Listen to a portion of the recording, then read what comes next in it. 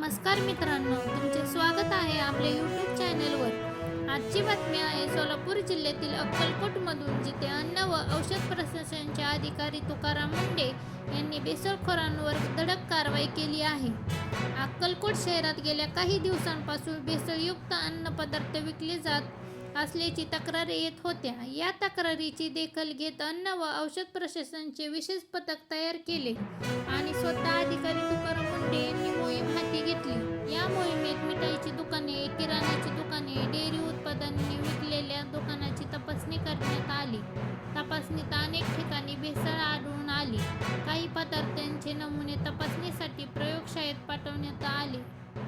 नियमाचे उल्लंघन करणाऱ्यांवर कारवाई करत एका दुकानदारावर तब्बल 16,000 रुपयांचा दंड ठोठावण्यात आला. तसे काही दुकानदारांना चेतावणी देण्यात आली आणि भविष्यात अशी चूक झाल्यास कठोर कारवाई केली जाईल, असा इशारा देण्यात आला.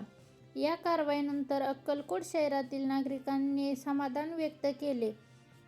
अशा कारवाईमुळे तुम्हाला सुरक्षित अन्नपदार्थ मिळतील, असे मत नागरिकांनी व्यक्त केले. व्यापाऱ्यांमध्ये आता भीतीचे वातावरण निर्माण झाले आहे आणि ते अधिक सतर्क झाले आहेत.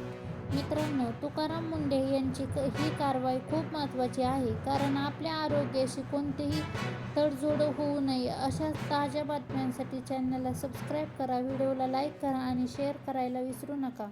धन्यवाद.